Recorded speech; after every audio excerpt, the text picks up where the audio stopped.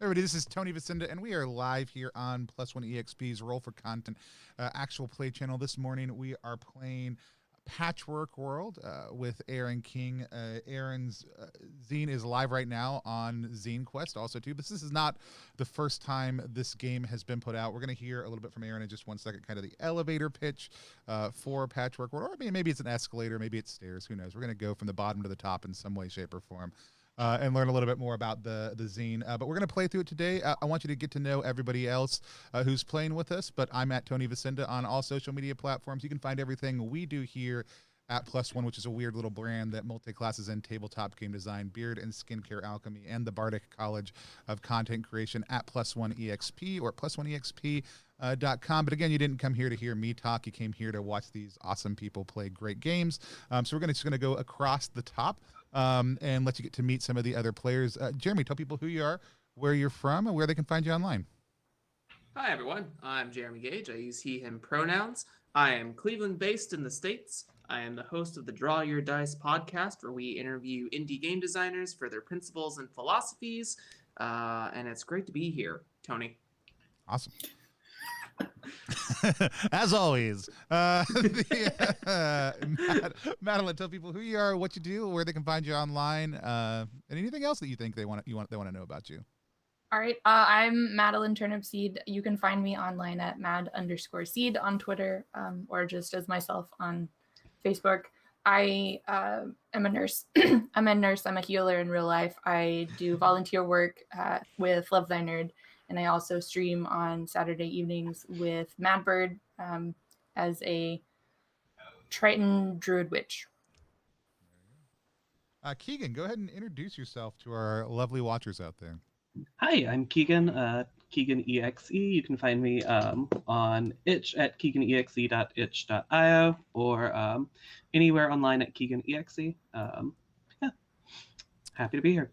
And last but not least, the creator who has wrought Patchwork World out of their raw imagination. We have Aaron King. Aaron, go ahead and introduce yourself to everybody and tell us a little bit about Patchwork World. Hi, I'm Aaron King, they, them, at Aaron MF King on Twitter. You can find anything else I do there. This is Powered by the Apocalypse role-playing game. It's weird. People tell me it's weird and bizarre. It's kind of my most personal dream game that I've been working on for years. This is like what I want to play and what I feel like my friends who I've played games for years with also love about games. And I'm trying to distill that into a short set of rules that is hopefully fun. Awesome. I love it. I'm excited to play. I am just going to kind of basically hand things over to you in just a second. First and foremost, though, we use lines, veils, and the X card here on the channel just to keep players safe and comfortable and make sure that everybody has a good time, including you out there watching. If you're watching right now, let us know who you are, where you're from, what you do, how we can find you online in the chat, wherever you're watching. We'll be able to see it. The lines are basically things that happen in our world. Or may happen in our world, but our game does not focus on them. It's not a focus of the game or anything else like that. Veils are things that may happen in the game, but we don't dwell on them when they come up. And the X card is something that any player can say or type into the chat whenever they're feeling uncomfortable or something happens that we need to kind of pause, go back, figure out that might be a distraction, that might be something that we need to deal with, and then we'll move forward and progress in a different way. We have a strong line against sexual violence here on the channel, but we like to have everything else kind of discussed openly by all the players as we go, just so that people would feel comfortable having this conversation at their tables at home also too. So does anybody else want to establish any other lines or veils for all of us to take into account as we go? Oh, and highlights, which is something Jeremy had brought up the other day. So highlights are things we would love to see in the game also too. So we can toss any of those out as well. Yeah, I have lines against discrimination in the forms like homophobia, transphobia, racism, and things of that nature. But I also have a veil of overcoming antagonisms against racism. So that's my personal quips. Cool. Mm-hmm.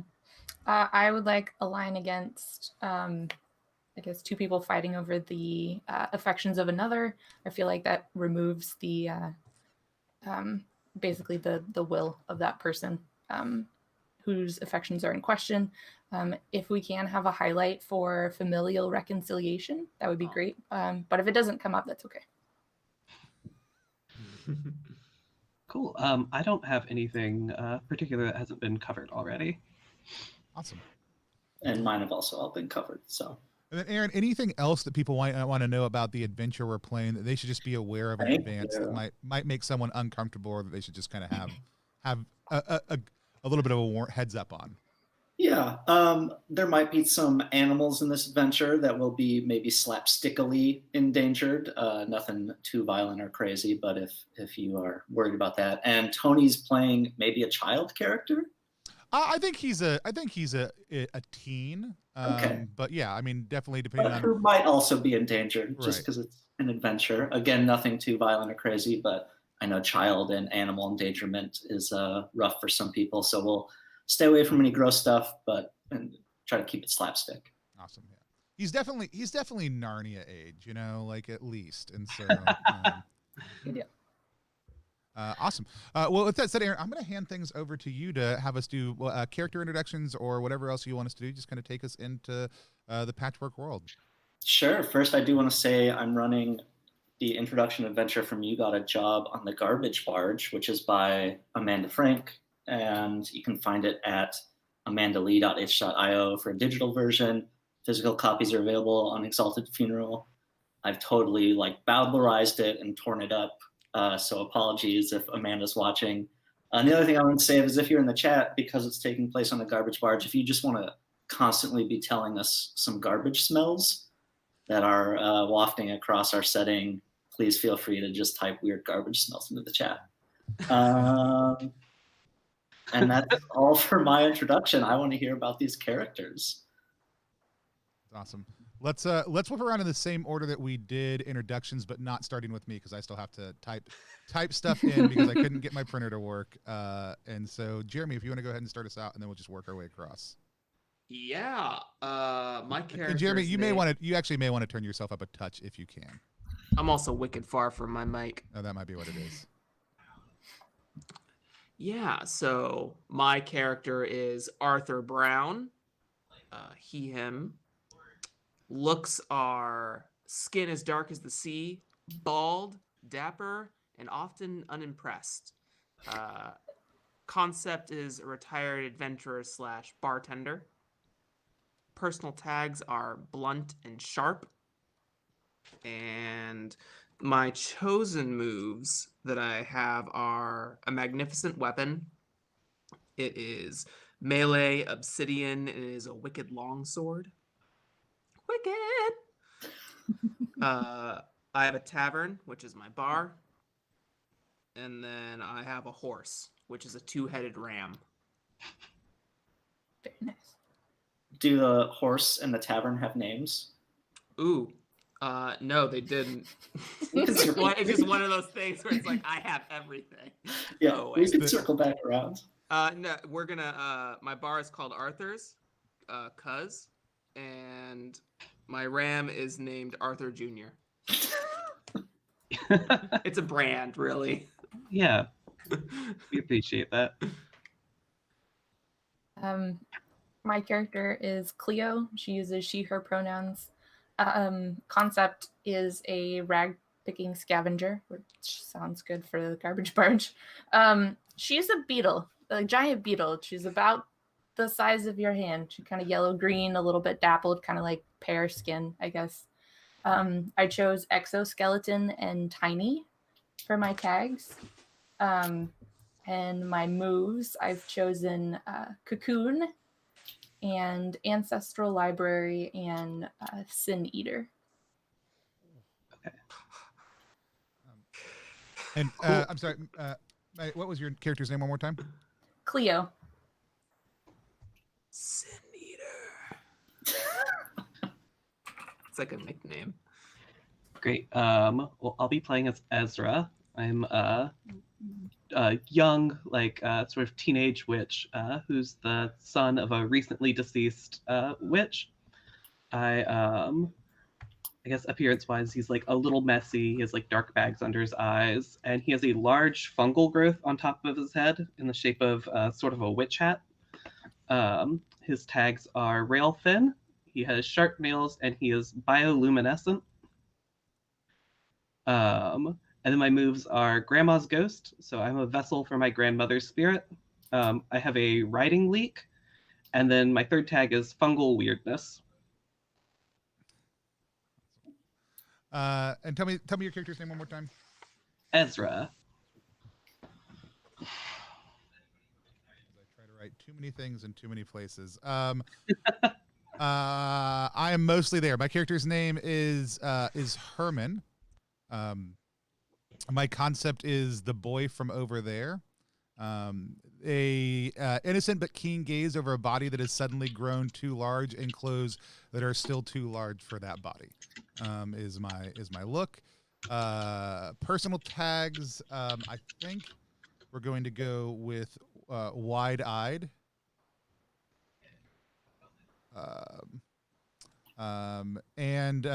Which I think kind of fun with that is also seen too much. Does that work? Dang. I don't know what that means yet. We're gonna find out there.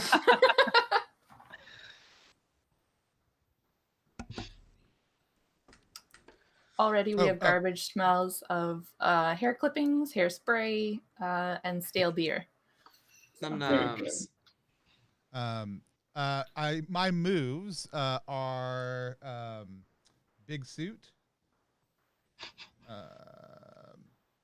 journal, and is it a contract with the Blue Merchants? Yeah. There we go. Those are my moves. Great. Anything else before we dive in?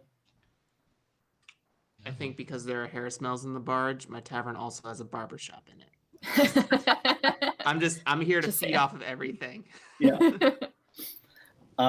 So atop this patchwork world sits the Icy City, which is a frozen Arctic city, buildings made of ice, brass pipes coming in and out of them, frosted stone. And beneath that, held together by this city, is this hodgepodge world created from the remains of all these worlds that ended and filled with all the people that managed to escape. And with all these last minute apocalypses and people trying to rebuild after them comes a lot of garbage. And that is where the garbage barge comes in, sailing up and down this patchwork world and stopping off, collecting garbage, moving on. And today it is stopping at the Icy City, where your characters are currently located. I assume at the very least, Arthur's has some garbage to get rid of.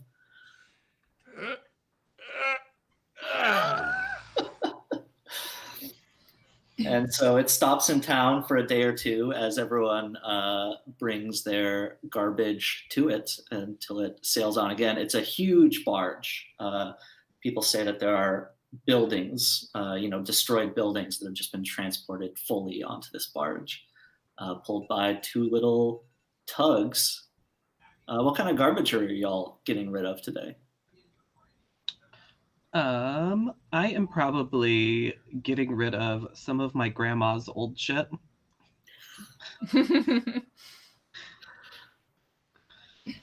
Cleo is actually probably there to look at what's already on the barge as it comes to the Icy City. Crawl around and see what she can find of value. I'm dumping hair, bottles, food. There's probably a person in one of the trash cans. Yeah, it's a smorgasbord, really. Yeah. I would like to be the person in that trash can. I think I popped in from over there to over here, and didn't land the coordinates quite right, and just assumed that over here was the inside of this garbage can, and was very, very confused by all the different tales I've heard of over here, because it was not living up to the hype for sure, and so. It's like how the Transformers turned into cars because they thought cars were the dominant life form. Right. I'm like, this is interesting. I guess. And so, I am now on my way down onto the garbage barge, I guess. Great. Yeah, the garbage barge, the icy city sits atop this plateau and ice melts off of it, creating these little rivulets, and they form and pool into this lake, and that is where the garbage barge is sitting. There's a little dock that goes out to it. And as you're all there dumping garbage, one of the tug pilots, Eddie, who I think looks like David Byrne, but like current David Byrne with like just pure white hair, a little awkward, comes up and says, hi, I thank you for the garbage. I did have to, big problem. We're kind of stuck here. And I don't know who to ask for help. I am beset by raccoons and other beasts that keep me from doing my various jobs. And so if you could please just, there's a place to go to light a fire for some off-gassing. Oh, I know it's a lot, but I would really appreciate it and would happily pay you. Cleo's fighting with some raccoons in the background over top of like some there's a smell of some putrefying bouquets. So I imagine one of the raccoons has a dead bouquet and is like trying to beat her off of the pile of garbage. Absolutely. Yeah, I think Arthur's dumping the 6th of 12 garbage cans at this point from the tavern. It's a big tavern, okay, people? Yeah. I am a hot commodity. Is your horse with you? And by horse, I mean two-headed ram? My two-headed ram is currently tied up like 30 feet back at the back of it, just in case. Right now, it's in like faithful, loyal companion dog mode. It hasn't been a horse for a long time. Money, I do want to make money. I'm taking the day off. Do you say this to your horse? I say it to literally anyone within earshot. Whether anyone understands what that means is not my concern. Love it. I mean, no one's going to fire you. Exactly. That's It's exactly it's it. Arthur's, you know? Yeah, capitalism.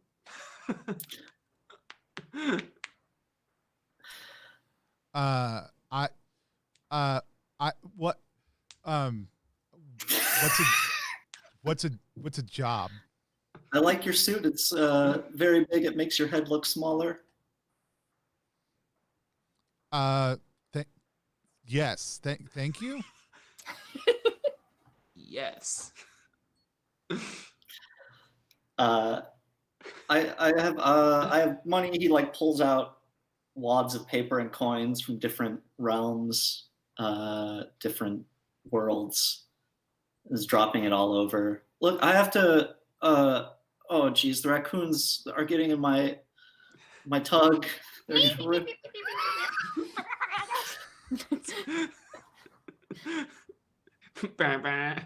Listen, if you want, you can take the tube right down to the lake and do the off-gassing there. Just come back when we're moving, and I'll happily pay you. Thanks. And he runs off awkwardly to fight some raccoons in his tug. And Keegan did let me know that their internet just dropped out. They'll be right back.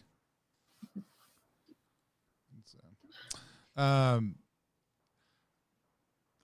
kind of look at these other people. What's money? Would you like another job? Jobs are good. Jobs are good. Yeah. Yeah. Then yes. Great. Perfect. You're now. I'll figure out a title for you. Can you make food? Never mind. I'll figure it out. Horse 2. Horse number 2. Horse 2. I didn't know what that pipe was for before. It sounded like he was talking to more of us. I see the witch. I see you. I see me. Where's was there another person here? Cleo flies up and lands on Herman's shoulder, and she's snacking on some like dead like half melted cotton candy there. If you're going away the burning stuff, will you take me so I can make sure that nothing good gets burned? Resourceful. Very. I like that your first descriptor for cotton candy was dead. Like, so we had a smell of an old broken cotton candy machine, and I imagine this is like mildewed, so it's like black spotted, some fungal weirdness on the cotton candy as well, but then also like, yeah. I can smell it. I can taste it. But well, I guess we go down the pipe. I didn't know what that was for until now. So Yeah, there is a sign that says tube, and it's almost like a subway station. Leads you down into this these stairs. The walls initially seem like maybe they're concrete or something, but you do see, in the same way that limestone has fossilized little bits of sea creatures in it, this is just compacted garbage that you are heading down through. And the tube is a pneumatic tube, like at the bank where they send you money to the drive-through. This was seems like it was built to house people, or perhaps a wizard just made a small tube bigger, but it has those same shoot noises. Yeah. Very nice. And as you're waiting in the station, the tube comes up, flips open like the car from Back to the Future, or like one of those tubes at a grocery store. Inside, there's seats for 4, and in there is a guy already sitting. Classic guy in a trench coat, slouch hat. Right, sitting in there. His name is Lumpy Todd. A big part of Powered by the Apocalypse games is like name everyone. So, you know, he has a name. He's here, Lumpy Todd. It's important. And as you board, he stands up and says, "Oh, please have a seat. I got to stretch. I've been sitting a while. My stop's coming up soon, so." I'll sit. I sit down. I make this Lumpy Todd smaller. I'm like, please move your leg. I want to sit in this chair. Yeah, sure, of course. Just, people helping people, right? Yeah. People helping people for money. Oh, I like the cut of your jib. This your first time on the barge? Yes. I never leave the tavern. It's his first day off ever. And he's still working. There's bleed happening right now. I just want everyone to know. Yeah, I may be processing something at this moment. Yeah, this is a nice tube, and I sit down in it. Cleo hops off of Herman's shoulder and kind of like crawls up the underside of the lid, looking at the wall and see what all is like embedded in the tube here. See if there's anything good. Yeah, the whole thing is see-through, so it is like one of those clear bottom boats, except with garbage instead of sea life. Garbage life is its own kind of life. Okay. I'm living it. Yeah, I'll just come take a seat in here. Sure. Well, hey, welcome to the tube. You got any questions? You ask your new friend Lumpy Todd here. Happy to help. What are y'all doing here, if I may be so bold to ask? Just a human asking my fellow humans and a bug some questions. Yeah, we're doing a job. I'm doing 2 jobs. Yeah, tell me more. Lumpy Todd's all ears, just 2 human ears, one on each side of my human head. Yeah. All right. I've never pointed out my ears before, but that's a good note. Maybe it'll work as like a metric for dates. I don't know. I think that I have. People say I have tiny ears, tiny cute ears, but You got a great pair of human ears. you keep saying that. But if I've learned anything today, there's more than humans in the world. Giant beetle person.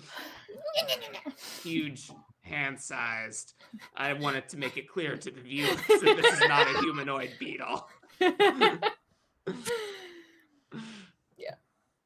Yeah. We are doing things for stuff. Should we tell him? I don't know what they're doing. I'm gonna go and make sure nothing good gets burned. There is a thing about gas and trash. And fire. Oh, you're going to relight the old pilot light, huh? Down in the gas lake.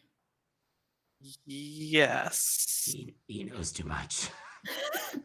Well, hey, just as another human resident here of the garbage barge, word gets around. We kind of know what's going on, and so I just, I like to hear that people are out and about.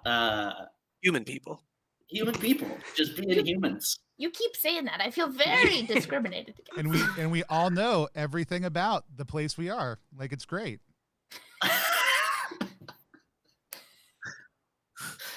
Sure. Well, can I make you a counter offer? No. Is that a normal thing for jobs? It's a normal thing for jobs, normal things for humans. Are you trying to scalp my new employee? It's like a third job, but you have to choose between one of the first two jobs to take the third job. Okay. I would like to stare into eyes not my own.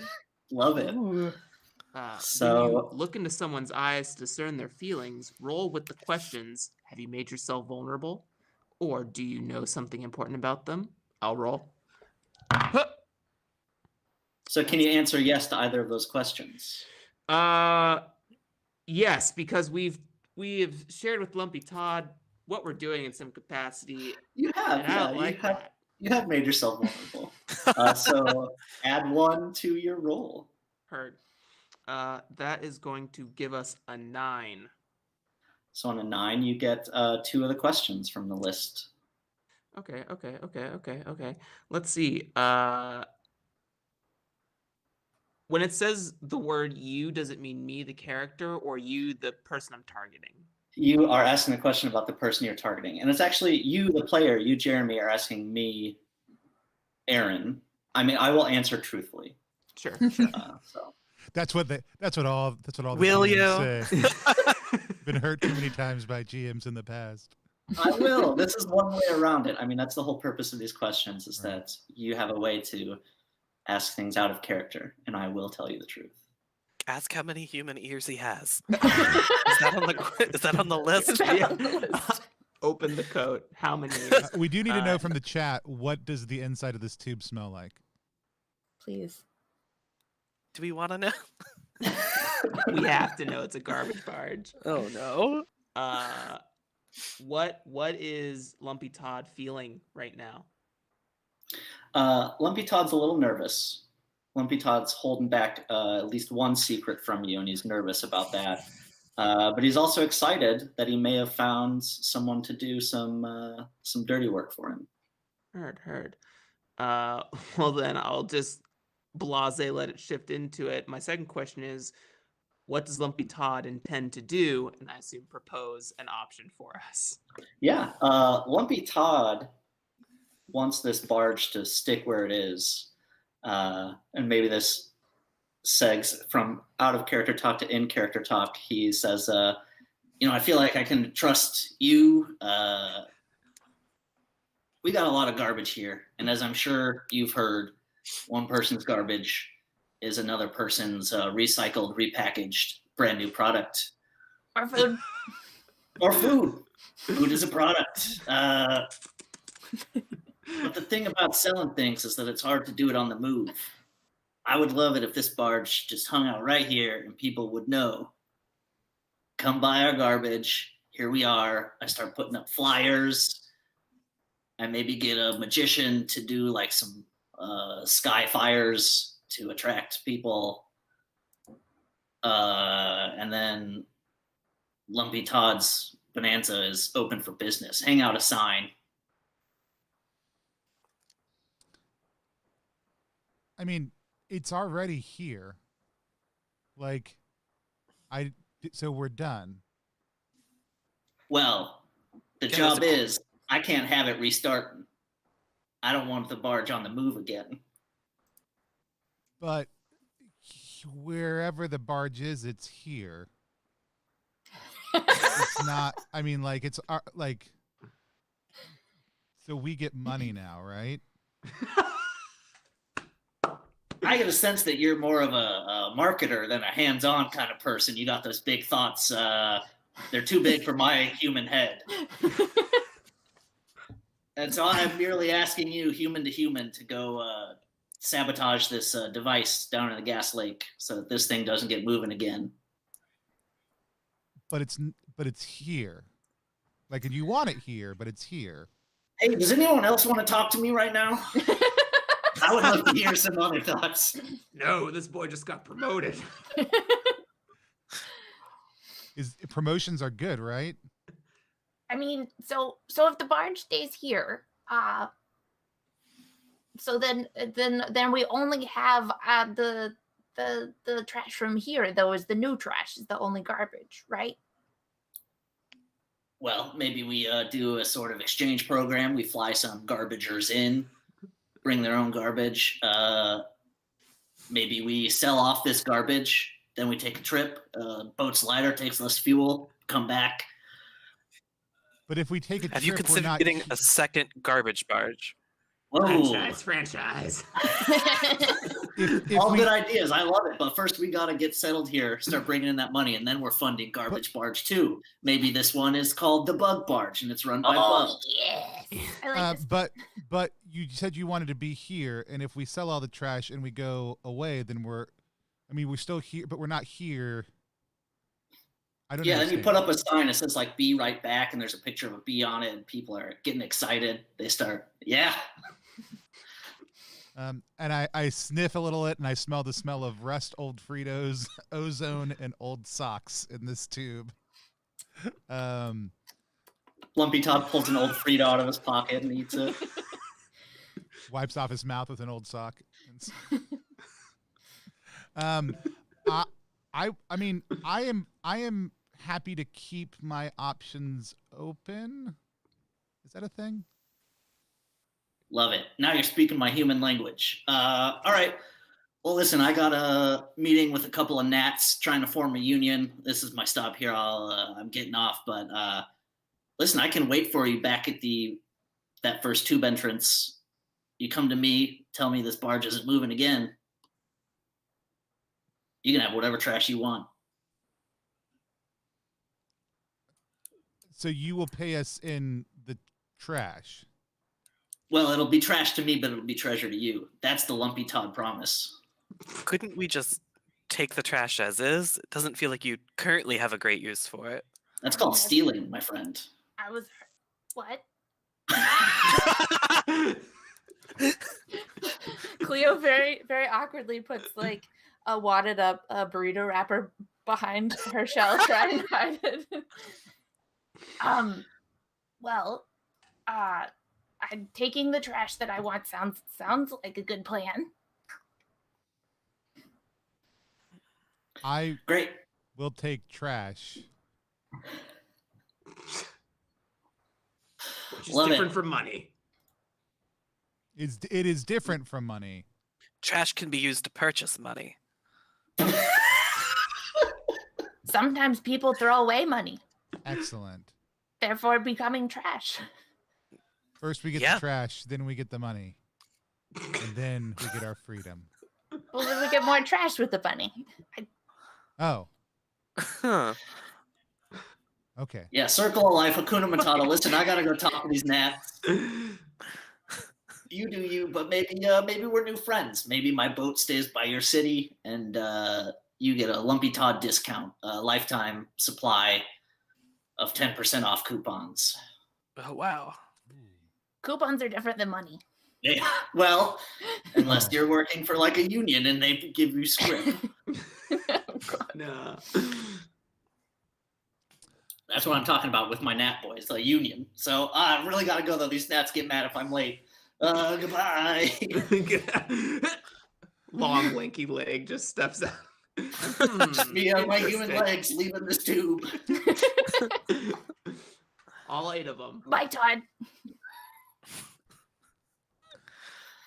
Todd has left the tube. You have a couple more stops. There's a little map. And the last stop on the tube is the gas lake. So Herman's Did just we- making furious notes in his journal. Met Ezra and Cleo and Arthur. Already got 2 jobs, 1 promotion. Things looking good. World not as small and dark and unexciting as once thought. you want to roll your journal move? Sure. I don't know that is there an application for journal at this moment? Well, it's kind of like you fill this clock, you journal, and you have some moments of self-realization. And Okay. once the clock is full, some things happen. But it's up to you. Yeah. Yeah. +1 forward interacting with somebody you wrote about. I guess I'll also write about Lumpy Todd. in there and how human he is. Just as I am. So So human. human. And how yeah. So I'll mark all those things down and put a piece in my journal pie. Great. Love that journal pie. Anything else folks want to do before you get off at the Have we already gotten money from the tug captain up at the? he dropped some money. You're welcome to it. Oh, I But- picked that money up. I don't know what it is. Okay. But I have it. Because he said he was giving it to me. And so Okay. I stuck it in like a big front pocket. Yes. As an employee, you have to give that to me. Oh, okay. And I hand the money over. I slip you a little piece of paper that has in big underlines contract. Thank you. Did you just write that contract, or do you have? It's like on the back of a receipt. Yeah, yeah. So It's like a little napkin situation. Arthur just carries contracts around. Just in case. Just for Just a in case. Great. Great. Anything else before the tube stops? I don't think so. Easy. Piece of cake. Last stop is the gas lake. Bing bong. Bing bong. Bing This is the bong. last stop. Everyone off the tube. Whoop, whoop. I wish I had a radio. You find just a gnat up in the top, just saying it with a beautiful voice, saying all this stuff. And the gas lake is a huge cement hemisphere. Empty. You are in this hemisphere. In the center is a metal pipe with lots of pipes going into this lake around it. And you would know just from looking at it that this is the flue that is potentially to be relit. There's a catwalk going up to the top of it. There's a little kind of decaying path leading to the bottom of it. And all over everything is this glowing orange mold. And in like a bad sitcom fashion, as you are watching this orange glowing mold, the kind of keeper of this concrete gas lake, Martina Fisher, steps up to you. I have written down that she looks like the child of Lisa Tarbuck and Tommy Wiseau. So just, she's in like coveralls, just dirty, but not self-conscious about it. This is her domain. And she says, you're more mold tourists? You're here to see mold? Yes, actually. Very bad news. We need tourists out of here. We need the workers to relight flue. Power us by burning gas off. Big problems here. Not safe for tourists. What if we did I have both? a job. I have a job.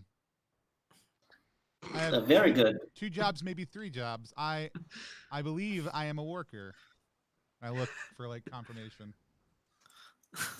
Yeah. I am liking young man proud of his 3 jobs. The rest of you tourists leave. I talk to young man. We get this boat moving again, maybe.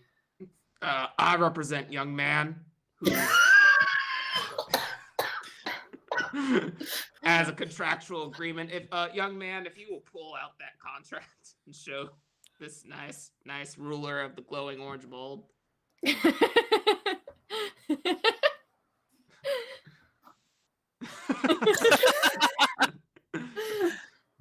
As you can see, I am also part of this job. We're here to light it up.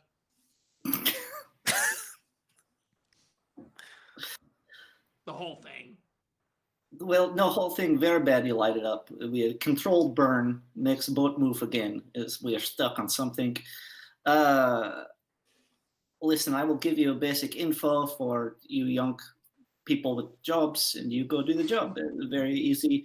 Don't touch the mold. The mold will kill you, and then be you. It will be mold you instead of you. It also will do things with your fine weapon you have there. Please don't dip that into mold, or you will have mold sword, which sounds very neat, but not very good at being sword. You can walk across bottom, try to take ladders and things up, or you do go across catwalk on top if you want. Very not scared of heights, balance, kind of circus approach. Oh. Yes, my mother was in circus, so I am very good at describing. Listen, when you are done, I can tell you all about clowns. My first 3 husbands were clowns. What about your next 3 husbands? Oh, well, they might be young men with jobs if they play their cards right. Huh? I like you. I like you. So I feel like I had the wrong idea about this fire thing. I was really thinking we were going to be burning trash, but we're just burning gas. That's honestly kind of... Yes, mold has very powerful, I think they call farts. The gas come out and then... yeah, these smells, yeah. Does the mold have a name? No, I believe mold is a multicellular organism, lots of creatures joining together. My second clown husband was also interested in plants and growing things like that. He died to mold. Oh, Full circle. Interesting. doing what he loved. So are you married to the mold? No, I did have to kill mold copy husbands with pipe. Old copy. Hmm. Interesting. Is the pipe mold? This was months ago. You said that was your second husband. Yes, very fast. Turnaround, yeah. Yes, turn around. That's Hence the vacant position. Huh. Well, eloped. That's the word. We eloped. We found it. right. Uh-huh.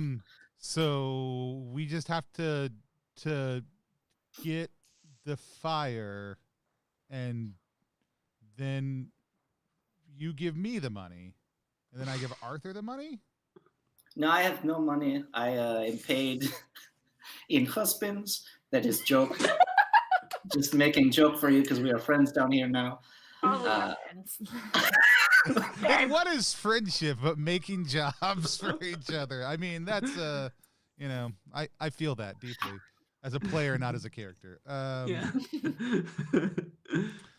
No, I have no money to give. You are hired by, I assume, one of captains. Send you down here. They pay you when you return alive. Okay. What Yeah, if we that seems- returned as mold? Molds engage only in a barter system. No money. They trade. No, they only eat. They don't care. Mold is deadly attackers, not smart, no personality. Well, except for that last part, I kind of feel I like take I'm an already a umbrage mold. to that. Molt is boring trash person. But We But here Molt is friend. are exciting trash people. So I want to. I'm gonna start like while she continues to explain this, I'm just gonna start poking around the immediate area and just kind of seeing what this is. I'm not being especially careful about whether I touch. Like, I'm not trying to touch mold, but I don't actually. I'm not entirely sure what mold is compared to the rest of this stuff. And Sure. so, you know. Are you taking your time? Yeah, I am. I'm taking. I'm not in a rush. All right. This is a long conversation. Do you have help and or specialized equipment? Does anyone wanna... I'm wearing my big suit, but I don't know that my big suit. I mean, like, can I poke into like the pocket dimension realities? Like, can I stick my hand into both the here and the there space that is in this area? I mean, potentially. I think that would be a couple different moves, but You've now engaged 10 moves. Yeah, I don't know that I have help unless somebody is helping me. But I don't have any specialized equipment. all right. So let's see a roll +1 to inspect the area. You've activated a bullion move. That's an 8. Okay. An 8 on inspect the area is 2 questions from the list. I want to know what is useful here. Sure. You are peering around at the flue column in the center and up above the catwalk and everything. You do see across the way there are some broken winches and things that would normally kind of unscrew and screw in place these ladders that let you climb up. You identify all that, making your path up easier if you decide to go that way. And you also get a good eye at the top and see where to light the fire. I also want to know what is being concealed here. As you see the thing in the bottom, the device at the bottom, and look up at the top and see the way to light the fire, you see a trench-coated, lumpy, 100% human being, your friend Todd.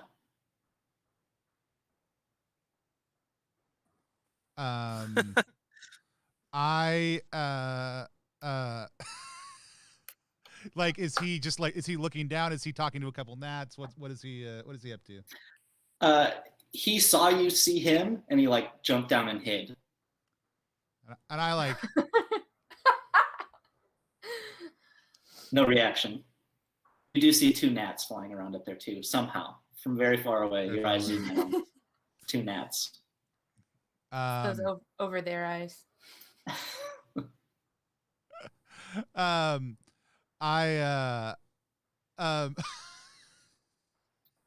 I guess I do want to look into the there that is here also too. Using my big suit.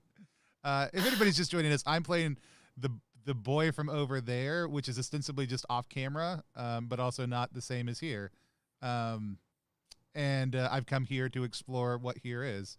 But I want to see what's over there, maybe also too, here. Okay. When you use your big suit to travel to a pocket realm, roll with the questions. Have you done your research and have you taken time to prepare a gateway? I've never.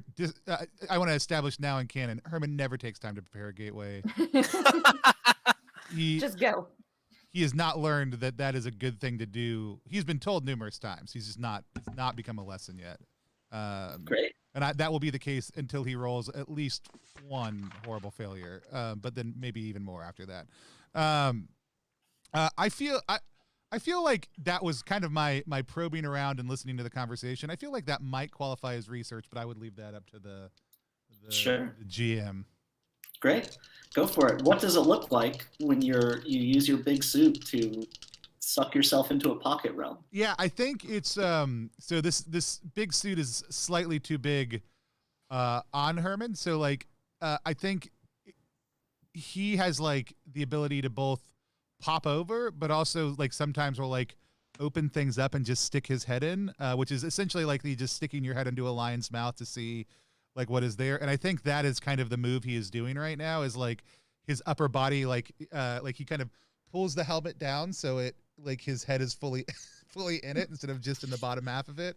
And then like we see him like kind of pull open this like rent in space and like lean over and he kind of disappears from here, and it looks like half of his body is gone to anyone who's paying attention. Yeah. Let's see that roll +1 then. That'll be useful. That is 7. Okay. So on a 7 to 9, you choose 2 from the list. You don't attract attention on the way or when you arrive. You can bring someone along safely, and time passes at the same rate at home and in the pocket realm. I actually want to use. I want to trigger I want to move this down to being a 6. Okay. So one of the moves in Patchwork World, or one of the concepts in Patchwork World, is that for our personal tags, we can trigger them once per session to move a roll down or up. Correct? That is Yes. my proper understanding of that. When you get a 6-, you always get an experience point, so there is a little juice to that. I want to move it down to a 6, and I want to use it with my tag. Has seen too much. So what do we see? How is that visible to the camera that we're like, this is Herman. He has seen too much. We flip to the other side of. We flip over there, Yes. which is hard for anyone who is not Herman or his people to understand exactly what it looks like. So let's just think about kind of a miasma of like spinning colors and things initially, and then we kind of zoom in on Herman's wide eyes getting even wider as he is struck by a non-existential reality that terrifies him. I'm trying to think specifically what it does. So does it just fail? And for Big Suit, is there anything that happens specifically on a failure? You choose one. So either you don't attract attention, you can bring someone along safely, or time passes at the same rate at home and in the pocket realm. Oh man. Chloe, are you okay being on my shoulder and accidentally getting exposed to this? Let's do this. This space. Let it rip. So I look over there, and I'm looking around and taking it all in, and Chloe is on my shoulder and sees all of this also too. Excellent. What is it that you're looking for in your over there? I am looking over there for anything that would give Herman a better understanding of maybe some of the danger over here. Like I think over here and over there are connected to each other, but not in necessarily a literal way, more in an allegorical way. And so he is looking over there for things that might be threats over here. Great. So one thing you didn't choose is that time does not pass at the same rates. I didn't in choose your that home. one on purpose. Right. And so a full year passes just for your head stuck in the realm. You are shown the greatest threats. You know, these portals pass by. It's like in every movie when a computer or an alien learns about Earth, and it's just like it starts with like Flashes. Martin Luther King Jr., Gandhi, and then it's like armies, war. You see all of the worst dangers, but some of the best examples of humanity as well.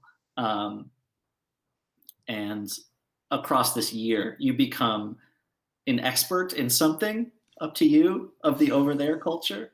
Cleo is protected from this because part of that is you can bring someone with safely. Yeah. Okay. I was gonna say I don't know. I was about to say, Her wait, what's the lifespan is lifespan of a beetle? Might not be doing so hot. Okay, so I become an expert in something from over there or from over here? The other Okay. player's world. I forget which is which. Over there is where I'm from. Yeah. So, okay. I come back with an expert in over there poetry. And so, Oh. And you're also a year older. Well, your head, anyway. Your head is a year older. hey guys, what's up? Oh. Young boy with jobs has become young man with jobs, I see. I looked over there real quick, and well, I mean, kind of, and looks like we're fine.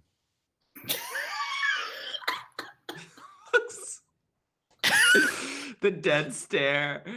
We're good. You've seen too much. Oh yeah, I haven't learned anything more about over here. I have a much deeper voice now, but I'm still just as wide-eyed and as I've seen too much as I've always have. So, yeah. So, what do y'all want to do? Are you sure you're okay?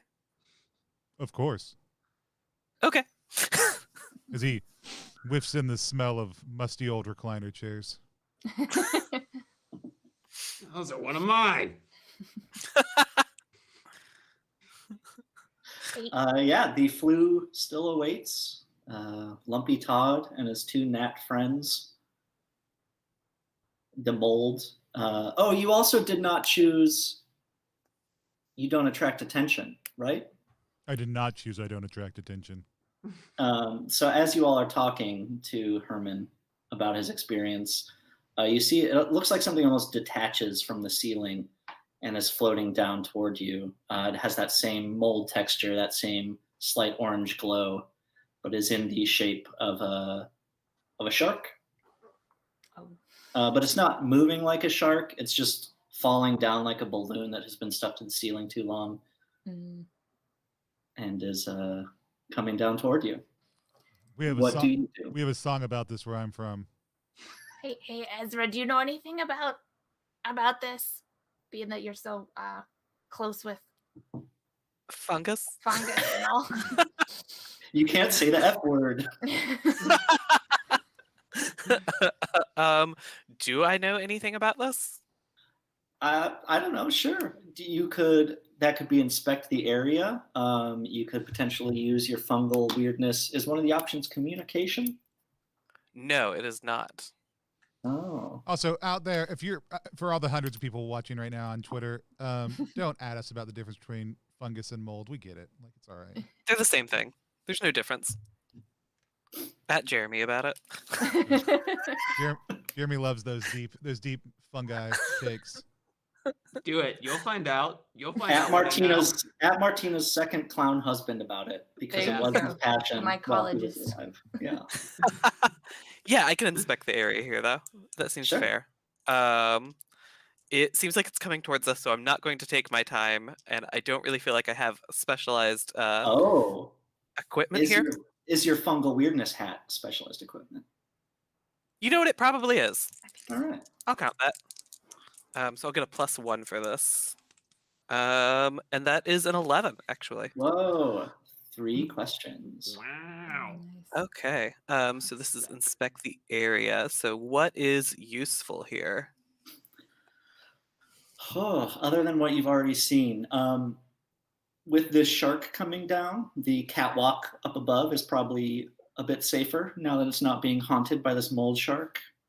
Okay. And I don't know, you find some disinfectant spray. Nice. Need that.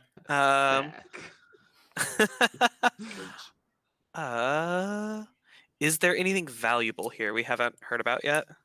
Oh, that's a good question. You, with your fungal weirdness, with your sort of aura of understanding of these things, you could figure out a way to bottle up some of this mold. Oh, hell yeah. Okay. Actually, cool. let's go ahead. Wait, was there one more question? Yes. Okay. But After I was that going to say, question, I we're don't gonna- actually have a third question, so Okay. I'm You good. can wait, yeah. We're actually gonna Madeline just need to pop up real quick. I know Jeremy did a second ago. I know I would love to take a short little break. We are gonna take just a 5-minute break, so we're gonna come back at about 14 after the hour, so that we get a chance to stretch, get a chance to move around. At home, you should stretch and move around also too. Maybe you have been. Maybe you've been being very productive. You're doing yoga right now. Who knows? But if not, go ahead, take a moment and just care for yourself. We're gonna be back in 5 minutes to play some more Patchwork World through the lens of the adventure of You Got a Job on the Garbage Barge, which I'm super, super excited to bring those two IPs together. It's what everybody's been clamoring for online, and we're making it happen right here. We're going to be back in just 5 minutes, and so stick around. We'll be back to play some more Patchwork World. Awesome.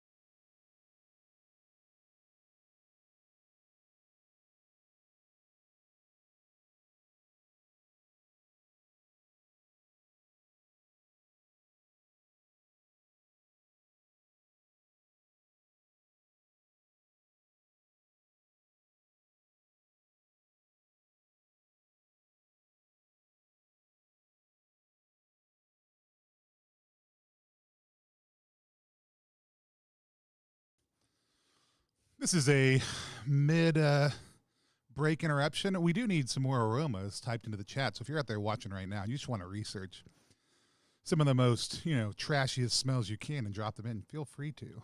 Don't feel required, but feel free to.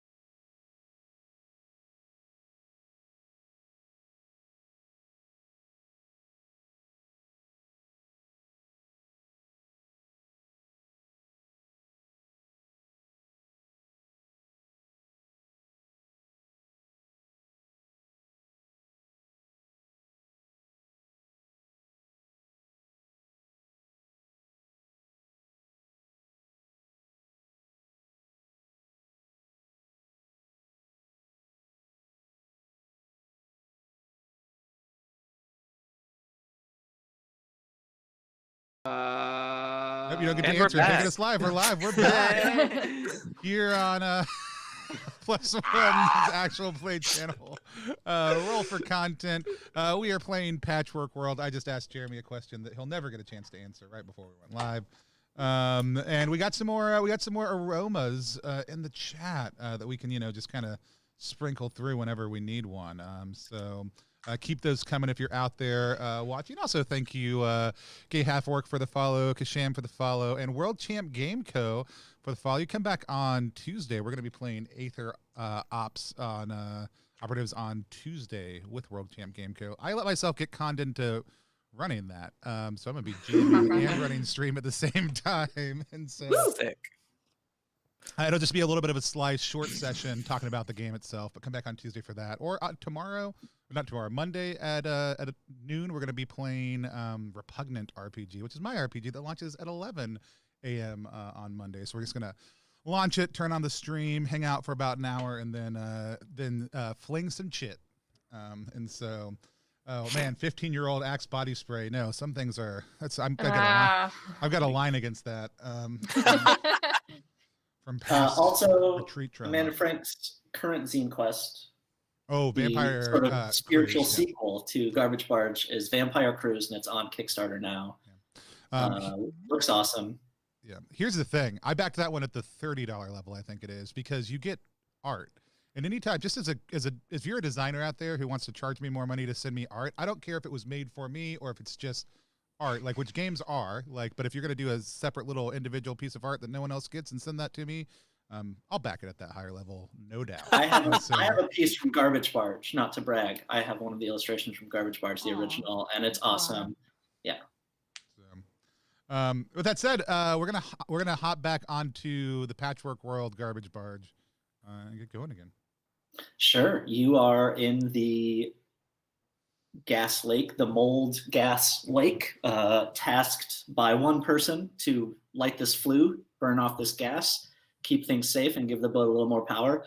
Tasked by someone else, a normal human, Lumpy Todd, to go in there and sabotage and wreck the device. There's a mold shark floating down from the ceiling. You've spotted Lumpy Todd and 2 allies of his up in the top of the flue. You have some disinfectants.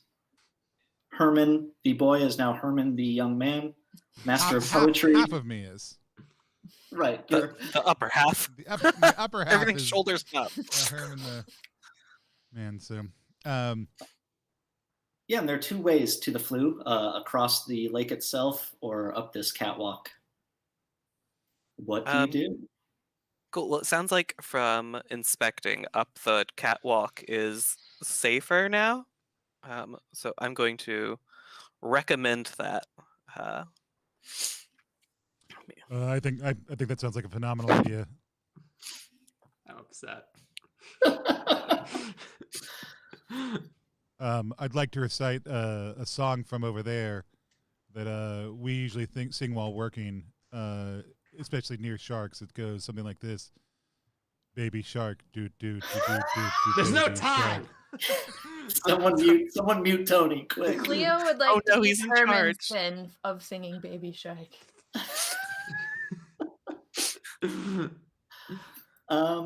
Yeah, who wants to lead the way up this catwalk?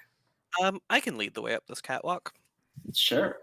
It is still somewhat dangerous. I think dangerous enough just from the height and the kind of hodgepodge way that it was assembled.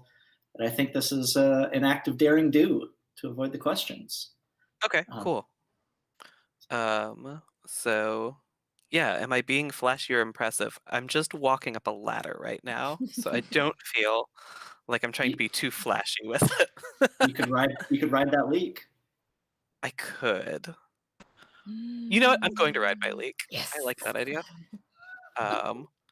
Let's see. So I can ride a leak. It grows to a comfortable size to sit on, and I can fly on it. So I'm going to go ahead and mark down 1 on it. And my fellow leak riders come out and support. Sure. So all these strange witches and spirits show up. Some are riding leaks. Some are riding some other stalks. There's a lemongrass rider in there for sure. I'm just trying to show that I know what plants are here. And there were some other floating kind of mold fish, not as dangerous as the shark, but your leak riders are, Star Wars final space battle scene, just witches versus mold fish, and they are taking them out left and right. So let's see. Real fast, you said when I inspected the shark, it looked like I could bottle some of the mold. Yes. I would, I guess, like to try to do that while I'm up here flying around. Yeah, I think you do that no problem. You already kind of identified how to do that. Yeah.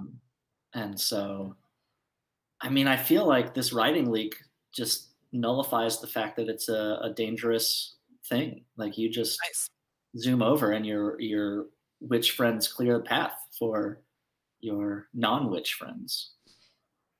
Sick. Yeah, speed run.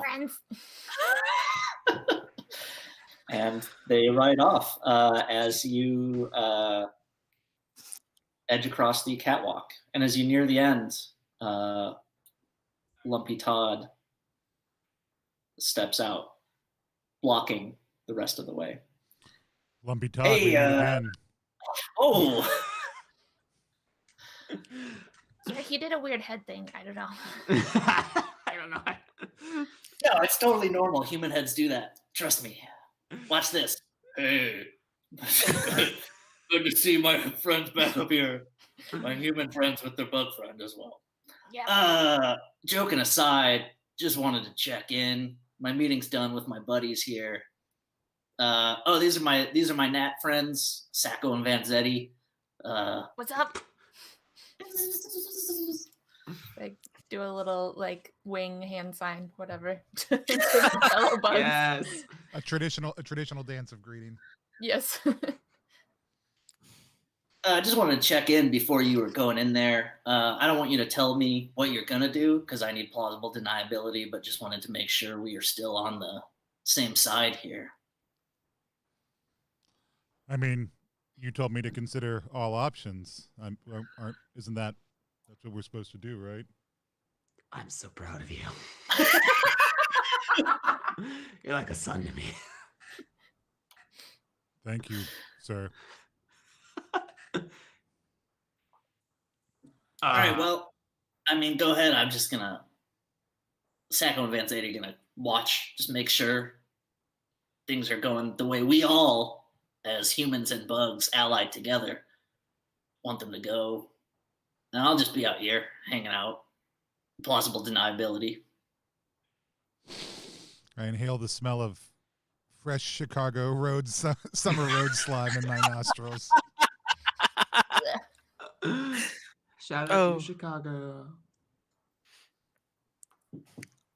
Yeah, what do? These gnats are buzzing around you. Let's see. I think Cleo is gonna dig deep into her ancestral library and see if there's anything in her deep, 10 years past of her family line, to see if she can find, to see if she can find anything out about past gnat dung beetle relations. Yeah. I think it says you can read any ancient language. I think actually you kind of tap into this very meaningful, before beetles and gnats split, there was the Ur insect language, which, gives you a one-up on chatting with these gnats. And also you can talk to them without anyone else knowing what you're saying. Cool. I'm going to just kind of fly over there to them, see if there's a little guardrail or something to land on close, because I can't fly all the time like they can. So what's the deal? Did you get what you wanted out of the union meeting with Lumpy over here? Yeah. Gnats and raccoons united.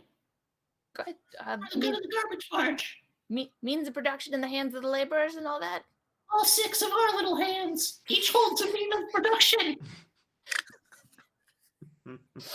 All right. So he's not getting in the past. You've no issues with him. He's done right by you. Well, the raccoons used to eat the bugs, but now they've sworn not to. Good. I like this plan. Okay.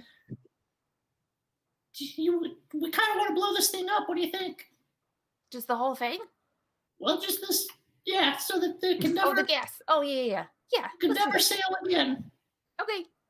Good. Well, this dung beetle is with you. Right. They could talk. Yeah, Good love talk. love to see another insect down here.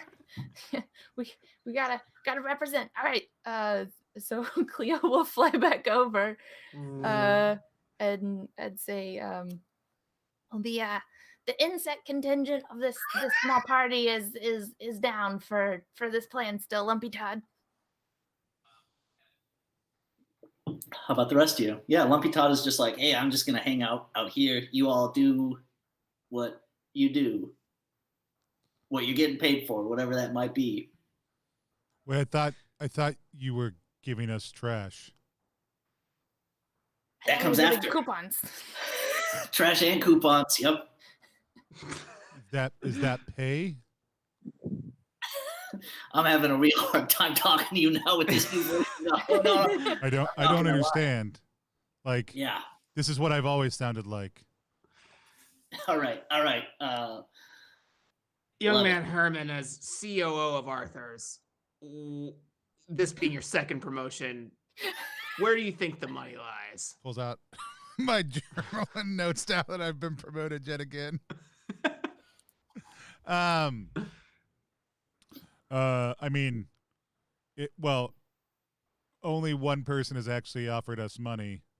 The other person has offered us trash, which apparently we can sell to get money, but that sounds like a fourth job. If I understand jobs properly, which I think I'm getting the hang of. So I mean, theoretically, relighting it gets us money. Not relighting it gets us the opportunity to make money, which I've been told is almost as valuable as money itself. Dang, Herman's matured. Investing. Stocks. Liquidating assets. Crypto. I think he offered to pay us an exposure, and that's just as good, right? Oh, shit. And you, young witch, what do you think we should do? I like money. Why am I stealing your voice? Everyone has to talk like this. I like money. I think we should get it moving again. One vote for move, another vote for money, which is also move. And Cleo.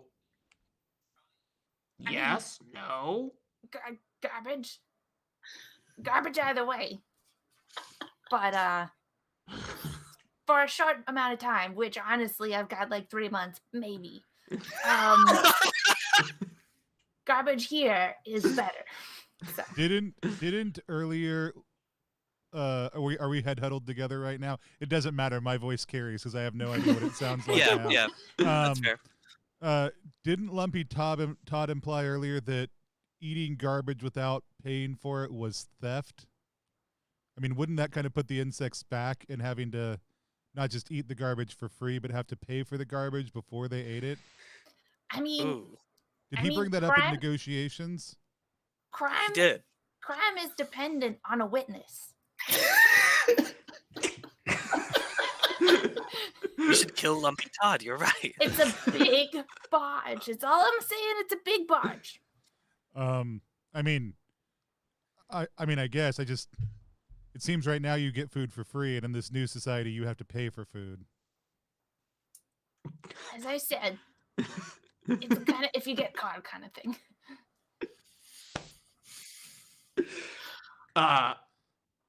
Cleo, would you like another job? Do I get garbage? Yes, you can eat all the garbage out of my dumpster. Good. Tell me about this job. Yeah. You just get to live in my dumpster and eat. And that How way, much we talking about? How much garbage we talking about?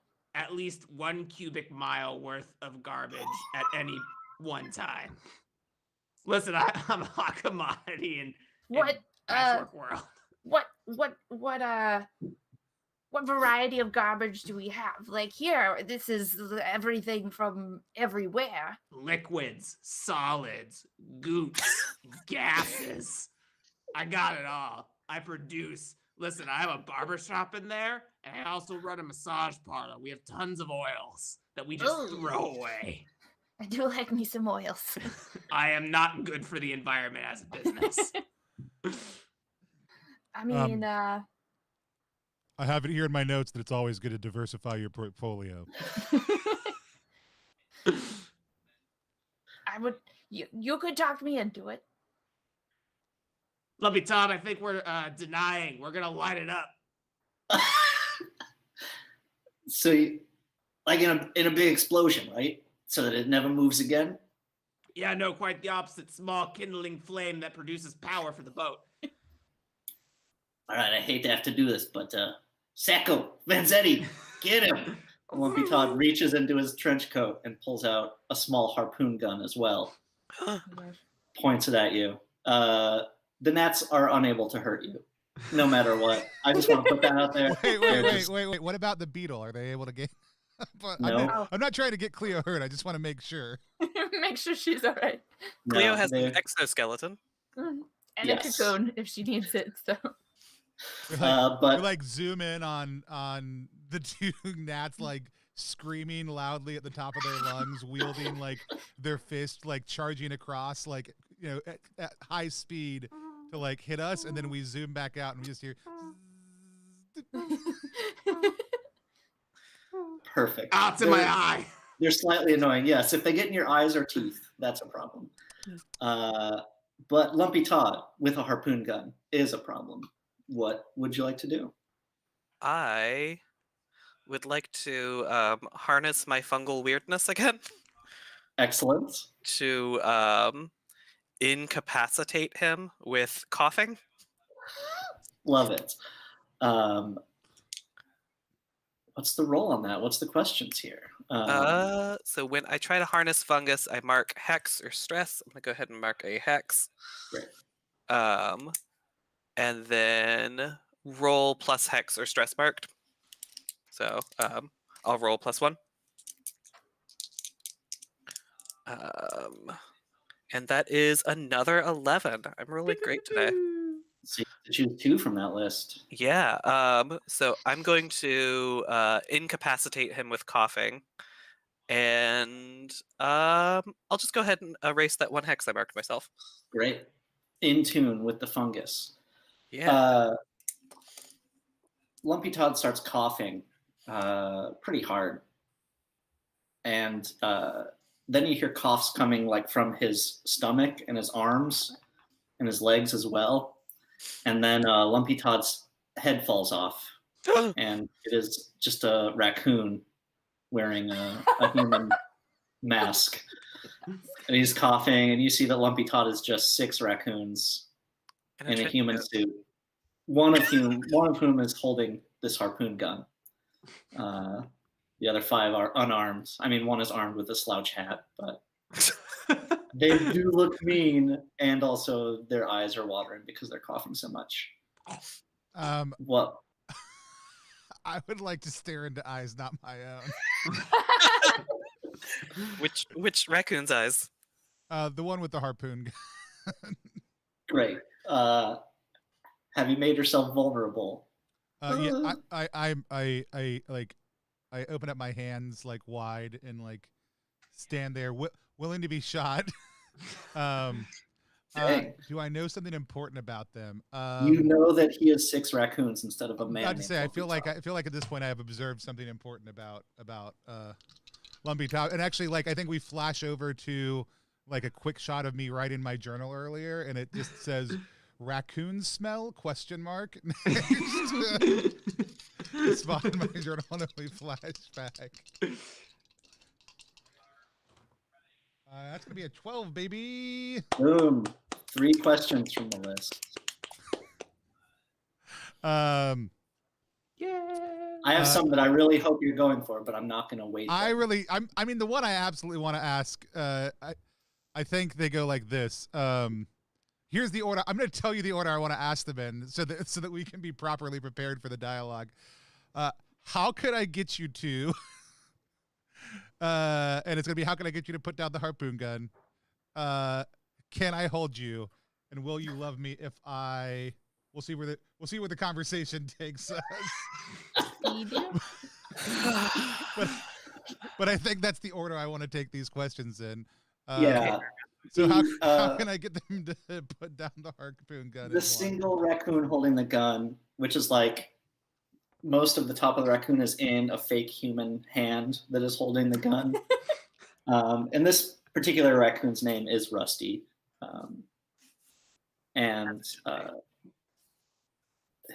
You put your hands up and he says, hey, listen, I don't even want to be doing this. I got bullied by these other 5 to be they said, we need an arm, Rusty, we need an arm. And I said, listen, I can be an arm, I guess. And they said, there's big trash money in it. And I said, okay, but can my name be on a sign? And they said, no, unfortunately, we're a collective called Lumpy Todd now. But listen, if you can take me away from here, if you can promise that I never have to be a human arm holding a gun ever again, I could see a future for us.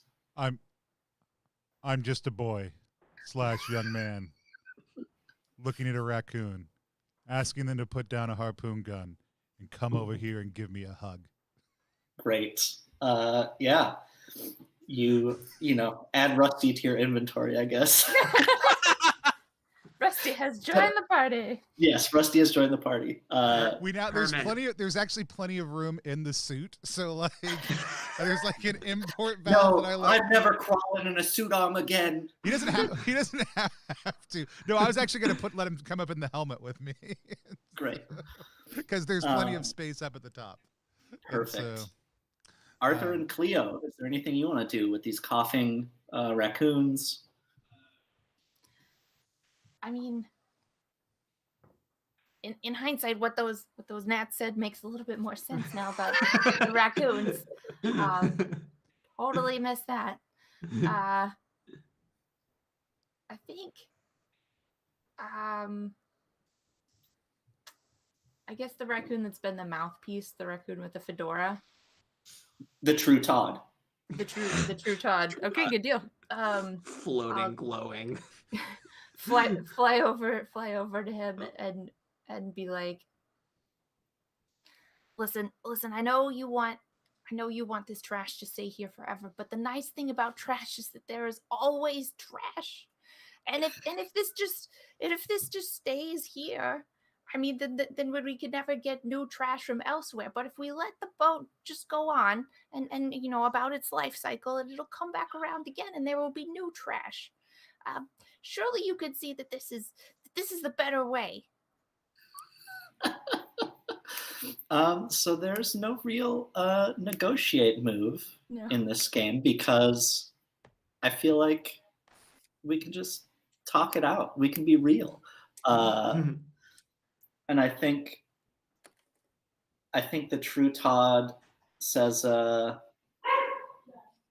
yeah. Oh, apologies if you just heard that dog. That's what the true Todd was saying. I was like, excellent timing.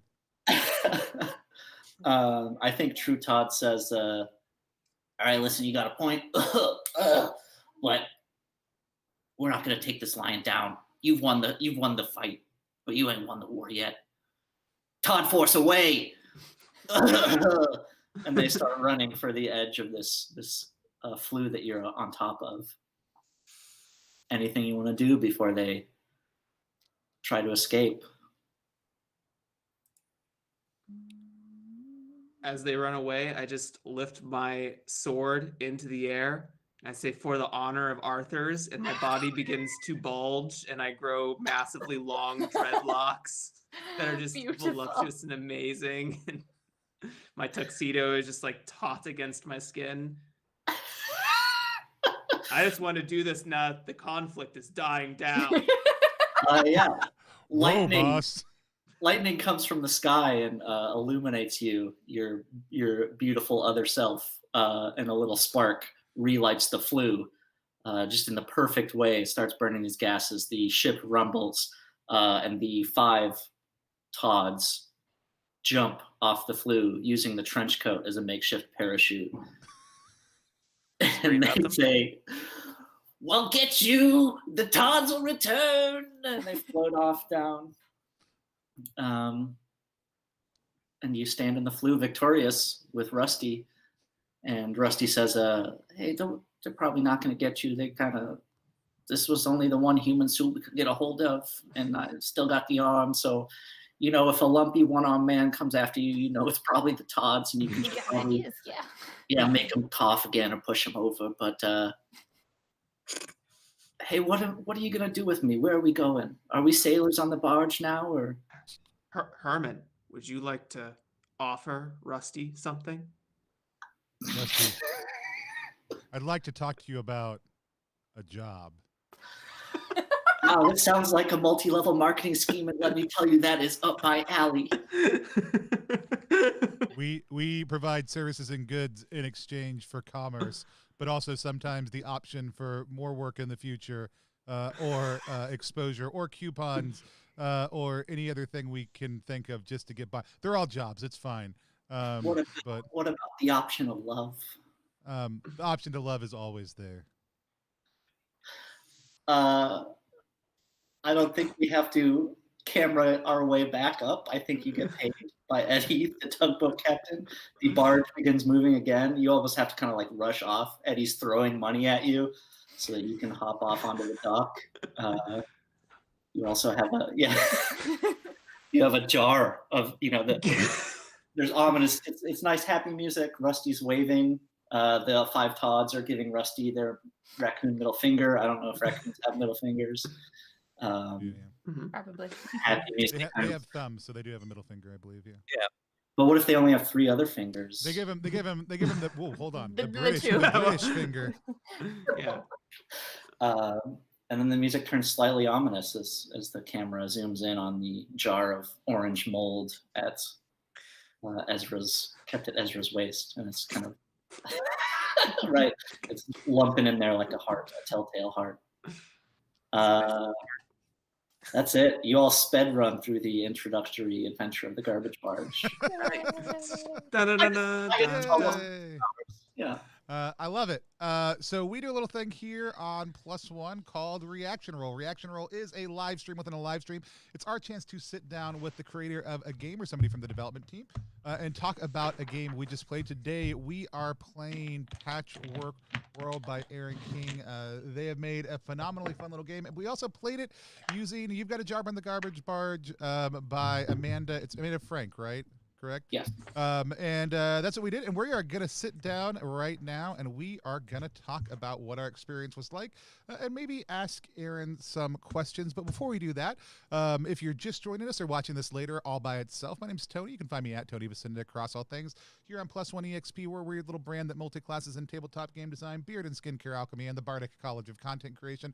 Our hope, our dream, our desire is just that amazing creators could find players who are going to love their game, and amazing players could find great games that they love by different indie creators. And so that's what we do. That's who we are. You can find all that at Plus One EXP online. But let's hear from everybody else who played, and then a little bit more about Patchwork World from Aaron King themselves. Jeremy, tell us who you are and where people can find you online. Hi, I'm Jeremy Gage. I use he, him pronouns. You can find me on Twitter at JeremyGage5. I'm also the host of the Draw Your Dice podcast, and you can go listen to that-ish on all of your favorite podcast distributors. Awesome. And then Madeline, tell people who you are and where they can find you online. I'm Madeline Turnipseed. I use she, her pronouns. You can find me at mad_seed on Twitter. I host a book club podcast with Love Leonard. I do a podcast called Game Chat where we talk about video games that we like, and I stream on Twitch at night with Madbird streams on Saturdays with D&D. Awesome. And then Keegan, tell people where they can find you online and what you do. Yeah, I'm Keegan. I use they, them. You can find me basically anywhere at KeeganEXE. I'm a game designer. You can find all my games at keeganexe.itch.io. Check out Fanta, Keegan's newest game. Yes, I think it's still, yeah, vaguely. It's like mini games. Sort of, kind of. One of Keegan's newest games. Yeah. And so, and then the creator themselves, we've got Aaron King. Aaron, tell people who you are, what you're doing. Tell us a little bit about Patchwork World. Sure. Aaron King, they, them, at Aaron MF King on Twitter. I live in Minneapolis. I don't know if that's relevant. We're in a polar vortex right now. It's going to be like negative 30 degrees soon. So I'm sitting by a radiator. In the icy city. I am, yes. A lot of real life inspiration. I do joke that this is a really personal game for me, but also there are direct lines through so many things to my life and things I enjoy. Patchwork World is powered by the Apocalypse weird fantasy role-playing game. It specifically uses kind of a subset of Powered by the Apocalypse rules by Brandon Leon Gambetta that he came up with for an excellent game called Pasión de las Pasiones, which is a telenovela game. It's amazing. It's one of the most inspiring games I've read in the past few years. And I have his permission to steal from it. So the only real connection is the roll with the question system that you all saw if you watched the stream. Instead of rolling stats, you roll with these kind of fictional positioning questions. If you can say yes to the questions, you get a bonus. And so it encourages characters to put themselves in those places if they want to do well or to act against type. I think it's a really great system. In addition to having no stats, the game has no playbooks, just a big pool of moves to choose from, which is kind of a strike against setting up any kind of genre conventions. It's hard, Powered by the Apocalypse games have these awesome genre representations. Like in Apocalypse World, there's the driver who drives the car, stuff that you see in these media a lot. And Patchwork World doesn't have that, which can be kind of hard to onboard people. You can't point to these classic famous archetypes, but I think it creates a weird hodgepodge feel that reflects the world where people are pulling these strange moves and putting them together in new ways. I think that's it. I call it the 6th edition, partially as a joke, inspired by Jared Sinclair's 6th edition, which is a game which spawns these other awesome 6e games. PbtA Valetti did a GM-less 6e, but partially because a lot of this is stuff I've been working on through my gaming, mostly running games for friends for years, and have tried to do in D&D originally, and some other systems as well. And this is the ultimate edition. Until 7th E comes out. No, I'm just kidding. Never. So, that's awesome. Well, let's hear from a little bit about people's experiences, and then if they have any questions to ask you, let's just start with Jeremy. Jeremy, tell us what your experience was playing as Arthur, and then ask any questions that you have for Aaron about the game, the design, or anything else. Yeah, I had a great time. I'm actually a big fan of piecemeal design because I love to make my character concept perfect is such an unusual word, but I like to be I don't always like to be pigeonholed by the toolkit box that is a paladin or is the driver, right? That sort of thing. I like to put my own spin on stuff, right? For me, you answered a lot of my questions actually in your explanation with the links to Pasión de Pasiones. For me, you answered a lot of my questions. I guess what is the most attractive part for you when it comes to sort of using those fictional positioning pluses rather than static stats or attributes? Like for you, why the direction to those sorts of fictional positioning advantages? Sure. For one thing, I just want this game to be very quickly. You can enter quickly as a player making a character. You don't have to pick stats. You don't have to pick playbook. You do have to go through all these moves, which is like sort of a hindrance, but I think it's better than having all these other numbers and things. And I think also, like I said, it does encourage some genre conventions. Like if you're going to do this daring do, one of the questions is like, did you say that this might happen? which is a classic in all sorts of adventure movies. And I think it encourages people to then try to predict, like, oh, we're not going to fight that thing. If we fight that thing, we're going to end up doing X, Y, Z. And then you would get a bonus to that daring do move later. So it gives people some direction as far as those genre conventions and action conventions go, but leaves the option open for you can still just roll without any of those and still have it go well for you. So yeah, just hinting at things that might be good to do mechanics wise without saying, you know, you have to have your highest stat be this if you want to be a good wizard or something like that. I love it. Thank you. Thank you for the answer. Thank you. Awesome. Madeline, tell us about your experience playing Cleo. It's always fun to play a physically weird character. So it was wonderful to get to be a dung beetle.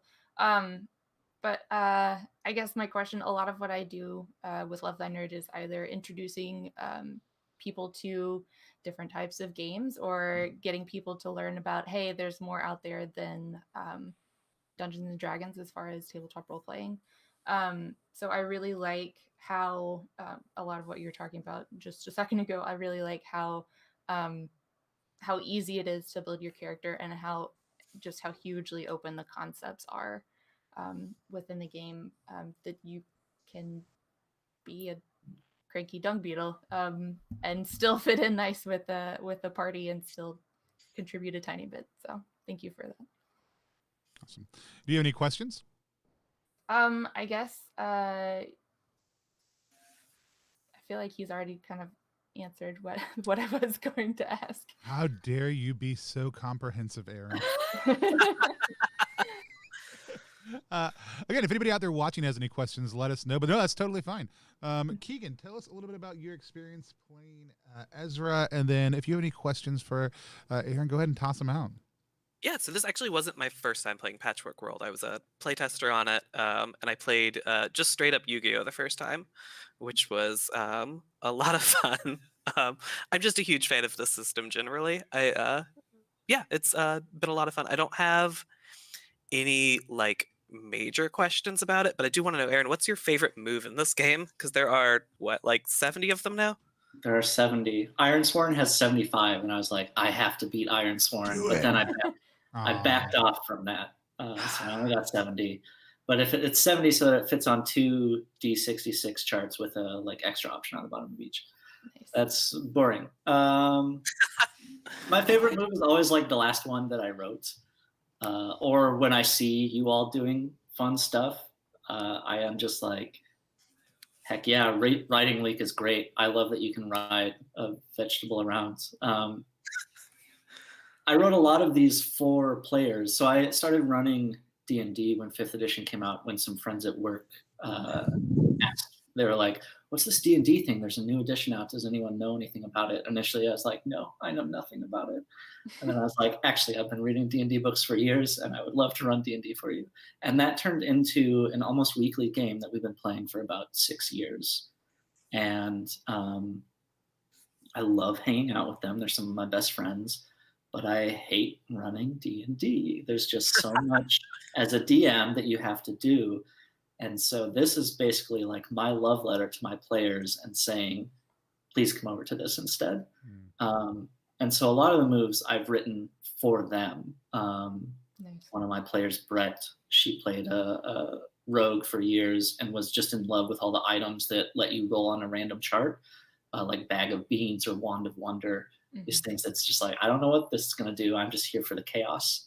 So there's a move in the game that is something like that, with a bunch of good things that happen and a bunch of glitches that happen as well, and ways to kind of adjust those results. And so I don't love individual moves myself, but I love projecting those moves onto the people I wrote them for and imagining and seeing them use those moves. I love that. Yeah, I'm an item chunker. Like I said, I think before we started playing, I'm the kind of person who's like, I'm going to write these 4 things that have no material value on my character sheet and bring them with me and just see what kind of dumb fun I can get up to with them. Like I'm if in old school D&D world, the person who was like the first one who was like, hey, can I set this this grease on fire? like like I'm that player. But it'll also just always be esoterica, like it's all just weird little things.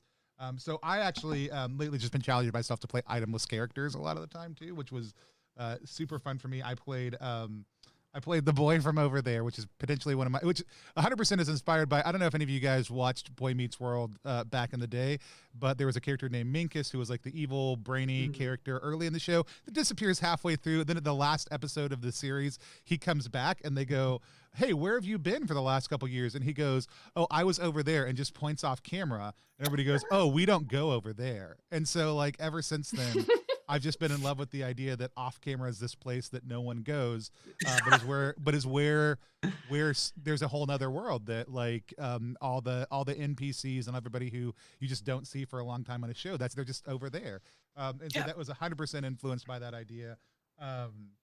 But I also love it as just kind of a fantastic alternate universe. And this is the first time I've ever been able to pull that into a game by just writing down the concept. I'm the boy from over there. Like, so I loved that.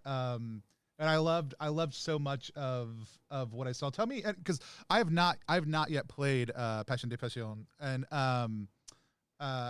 how much of the character creation process is connected? Is that different? I know the question process is the same, but the character creation process with the tags and the concept and the other pieces, is that similar or different? I think the only thing I really stole from Passion is the roll with the question stuff. Passion does have playbooks, really excellent playbooks. Yeah, but no stats. I think you do kind of, and the tags and the look stuff is not far off from other Powered by the Apocalypse games like Apocalypse World and The Veil. Yeah, I'm not a great like inventor of systems and components, but I do just have like a compost bin for a brain where all these things go in and they sit there forever and then eventually like come out in different ways. And I think that is more my strength than coming up with new systems. Like someone like Chris Bissett or Adam Vass just will like create these amazing new systems that are like strong and wholesome in a way that they hold together so well and inspire fiction. And like, that's just not me. As much as I wish it was, I'm much more like a synthesist. I'm a library school dropout as well. So I've just like have always been about like, I have all this dumb stuff in my head. Please let me help you like connect with what you need because I have these bits. Hopefully they're important to someone eventually somewhere.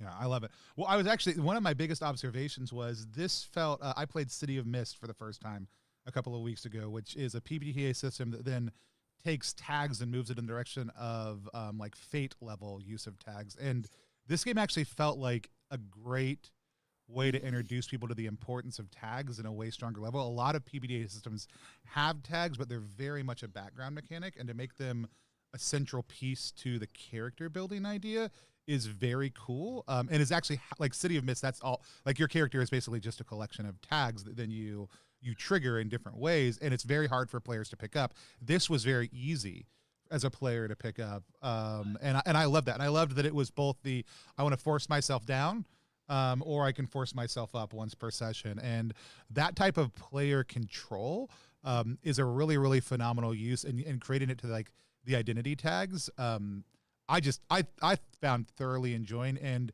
it's way more approachable than like City of Mist. I think the number one thing is people will pick it up and look at all the tags and say, this is a lot and I don't know how to do it. This is actually a kind of a great thing. I would absolutely say to somebody, if you're going to play City of Mist and want to figure out how tags work for a character, like try Patchwork World first and like take a look at it, get used to that idea. And then when you step into City of Mist, it'll be way easier to know, oh, I'm just triggering these different things with these moves to make this thing happen. And so I like everything was very easy. Like character creation, even with looking through all the moves, took me, I mean, and I'm a fast reader, maybe 15 minutes. Like, and that was reading through all the moves, because once it was done, it was like this, you know. And I loved it. Like I had an absolute blast. I'll have some more thoughts in a polished video later, but I just had a blast. I really enjoyed also just your willingness to pick up Amanda's book and play through that with it. Tell us, I think the other question for me is, there's a world building process that you can engage in that we really didn't, because we did the linear adventure process through this. Tell me a little bit more about how that works, and then we've got some questions from the chat I'll throw out also. Yeah, thanks for all the kind words. So part of making this game for these friends that I've been talking about is that we have played for so long that I wanted this to be pretty good for campaign play. So if you're playing with the intention to play for a while, there are world building components. When you make your character, you don't really do a backstory, but you do have a chance to say, like, I'm from this other place in this world. I'm going to describe it. It's out there. Maybe we'll get there, maybe we won't. And then you also together build a community, and there are 4 community types. It's easy enough to make more, but basically a village, a crew, like potentially criminal, a moral order, or some wild folk. And those give you extra triggers for experience and a few other benefits. And then there are places kind of scattered throughout all the other moves that let you define the world, let you as the non-GM player say, I'm going to explore the map and I found this thing and I get a chance to describe it. Here's the effect it has on you. And then there are, again, if we had played longer, your roles come with the GM asks you questions based on that. So as a tavern owner, maybe eventually we would roll into a new town and I would ask Arthur, like, what's the best tavern here? How can you tell what that tavern is? And you would get to name it and define it. And so that just brings together this component of, like, I always want to ask questions. I want to ask more questions. That's what I love about Brendan Leon Gambetta system. And it also gets to that point of, like, I want to do less work as the DM. I don't want to have to lay all this stuff out, do all this world building. I get a lot of joy in that. I want to invite you to do some of that too. And those pieces are built into the final PDF, like how to do that for the because the system seems very approachable and a system that encourages people to hack, create, grow, build their own patchwork world. And so that's phenomenal. I'm super excited for it. We'll talk about the Kickstarter in just 1 second, but Bear6875 wants to know, how do you think, this is a long question, multi-part, how do you think it affects player characters relating to each other when they are pulling such wildly different moves / identities as opposed to something like D&D where most characters are built out of standard genre tropes? How do you work with that dissonance? What does it add for you? So the first question is, how do you think it affects players? Second question is, how do you work with that dissonance? And then last question, what does it add for you? I think that's my friend PB, who also playtested and who played a necromancer who had been turned into a Muppet. If that is you, shout out to you, PB. I saw that dissonance, the potential for that dissonance, which is part of why there are these community rules in place if you're playing longer to say, like, yes, we are all these weird things, but together we belong to the same village, or we are part of the same crew with this shared eventual goal. So that is the dissonance. That is how I address it. What was the other part? What does it add for you? I think I just love to be surprised by the Beetle and by the Muppet, but especially held next to the tavern owner with a cool weapon. I think I love those two set each other off. Like, the tavern owner is now equally weird to the Beetle because they are next to each other, whereas a tavern owner in a D&D party is just another person in there.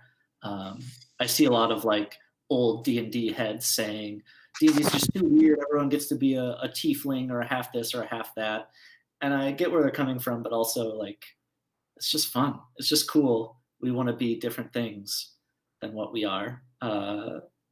Let's do that in play, and hopefully it helps us do that in real life.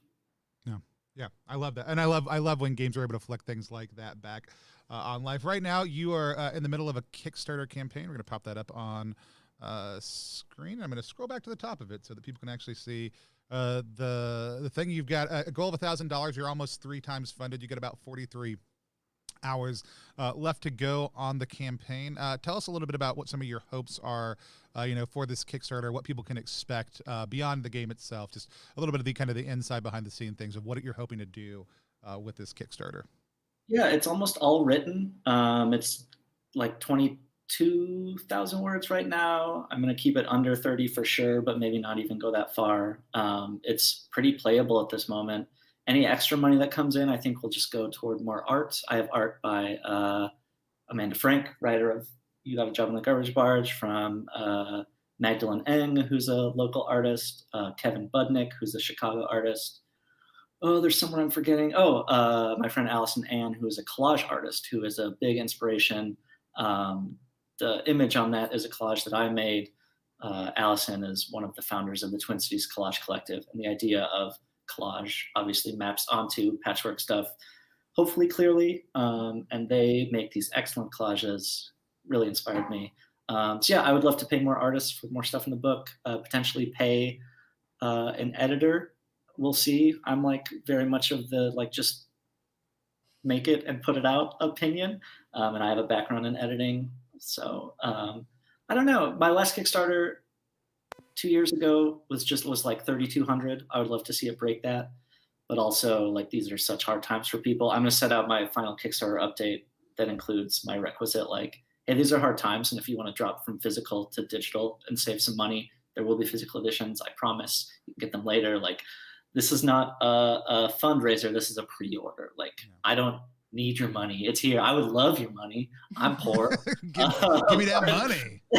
You know, also, if backing at a big physical level for me is the difference between you backing two digital things, like go digital and back someone else's Kickstarter as well.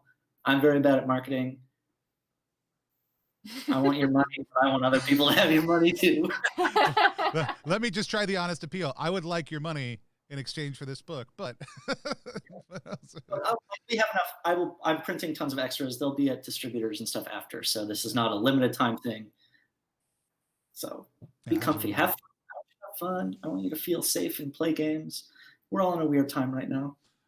Because I love this game. I super enjoyed it. It's one that we'll be adding fairly regularly to the at home, but hopefully on stream rotation in the future. Just 'cause I love all the different ways you can go, and anytime we're playing a Gonzo setting that doesn't have like we use OSC oftentimes for pretty much any old school or classic fantasy modules, but lots of times I want to play Gonzo modules and the person's like, I don't have a setting. And so this is a great thing to be able to say, hey, we're just going to patchwork world through this. And so I love being able to pick up systems that we can use consistently on stream. And this is absolutely one that when we've got a little bit of an off the wall setting, we can throw out there and let people enjoy and explore. So I'm super excited to do that, and we'd love to put whenever you're ready for distribution. We'd love to put some copies in our store also too. I'd be happy to buy, a couple of dozen to put in there because I think it's a great game, and like I said, we just want people to be able to find those great games. Again, if you want that Kickstarter, you can go to the link right below us and check that out. But let's move around just one more time.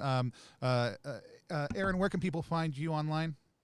At Aaron MF King on Twitter has all my other stuff there. Awesome. And Keegan, where can people find you online? I am at KeeganEXE or KeeganEXE.itch.io for my games. Awesome. Madeline? At Mad_seed on Twitter. Jeremy? At Jeremy H5 or the Draw Your Dice podcast. It's such a good podcast. Sorry to interrupt. No, you're great. Thank you. No, you guys do need to check it out. It's actually another one of the reasons I have Jeremy on regularly is because I want people to check out Jeremy's content. And so it's not just because he's great on camera and absolute blast to play with, but it is because I absolutely love the content that he makes, the conversations that he's having. So please go check out Draw Your Dice.